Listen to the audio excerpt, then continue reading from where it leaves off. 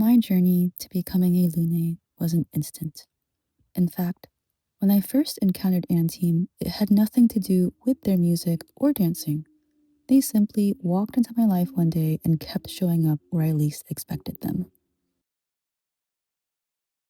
Back in April of 2024, I had just booked flights for Japan in the summer, and Osaka was a stop in my itinerary. I knew I was going to be there for a music festival and Universal Studios Japan, and while researching what to do at the latter, I came across a vlog from a YouTube channel called Anteam, where a group of young guys were exploring USJ. One of them just happened to say my name, I mean, the Japanese version of Boo from Super Mario. And I don't know about you, but it's hard to forget someone when you hear them speak your name. Anyhow, while they seemed amusing, I thought nothing of them again for a few months. Summer arrived, and by mid July, I was in Japan. Koe Gawari happened to be playing on one of my playlists then, and the distinct vocal tones and catchy production caught my ear. I noticed it was an Anteam song, and suddenly I remembered the guys at USJ.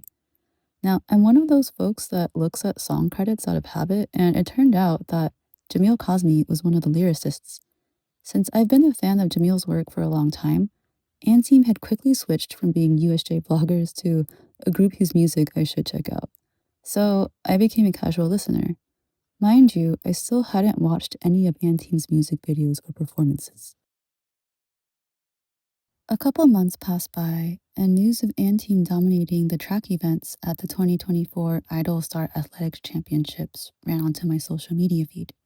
It was lost on me that Anteam was under the umbrella that is Hive, and I had absolutely no knowledge of Island and an audition then, so my immediate reaction was, "You guys again? Wait, what are you doing in South Korea?" But that thought came and went. Moving ahead to April of 2025, Anteep's new music video for Goin' Blind was at the top of my feed.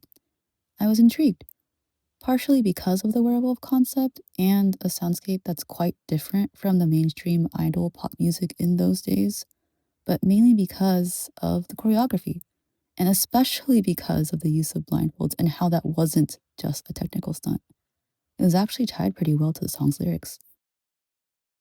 Personal side note, this is definitely going to date me, but this kind of storytelling in dance with blindfolds took me way back to 2010 with the Body Rock competition in San Diego, California. Choreo Cookies, a local dance crew, then led by Keone Madrid, whom you may have heard of by now, performed a blindfolded bit to Theophilus London's song Blindfolded. That being said, the strong storytelling choreography wise in Goin' Blind left quite the impression on the dancer in me, and Auntie moved from a casual listen to a group whose work I started sharing with others. However, everything changed for me after Anteam released their mini album Back to Life. I want to say it's not common for a group based in Japan to release music the way Anteam did and are doing in South Korea, let alone have all members in the group already showcase being fluent in that market's language. For a lifelong language learner like me, Anteam became a lot more fascinating, and I was curious as to where they would go next. Skipping to the beginning of 2026, in mid January, I noticed that Hype America posted a job for an artist operations assistant who could preferably communicate in Japanese and Korean. At this point, I knew Anteam was under Hybe, but hadn't yet dived much into any of their content.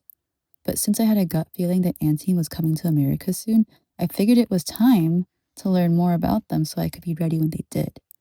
Little did I know what was about to unfold.